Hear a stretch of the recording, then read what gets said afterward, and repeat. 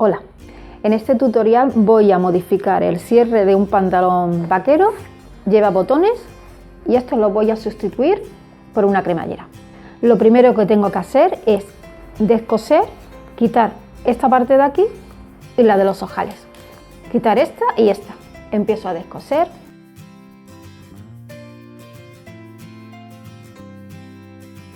Ya lo tengo aquí descosido, la parte de los ojales fuera y ahora la parte de los botones corto por aquí, corto por donde están los botones, al filito para que pierda lo menos posible.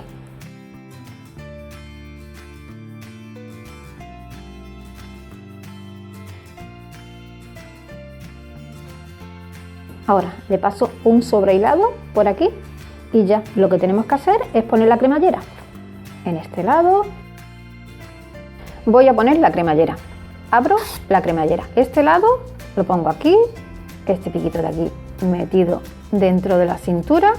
Le paso el pespunte, ya lo sujeto aquí en la cintura. Y aquí también le paso el pespunte.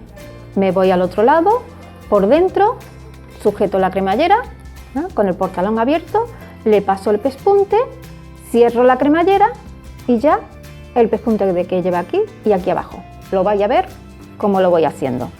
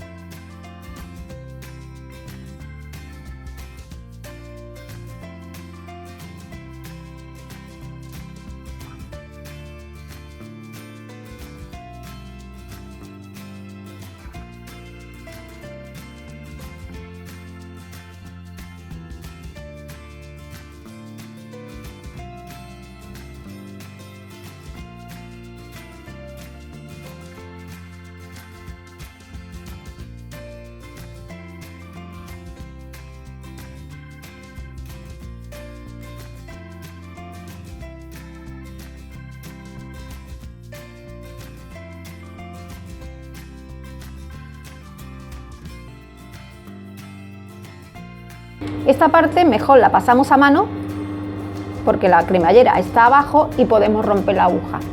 También al pasar ya por aquí el pespunte, el tope de la cremallera está más sujeto, ya no se perdería ahí abajo, aunque la cremallera tiene su tope, pero es mejor así.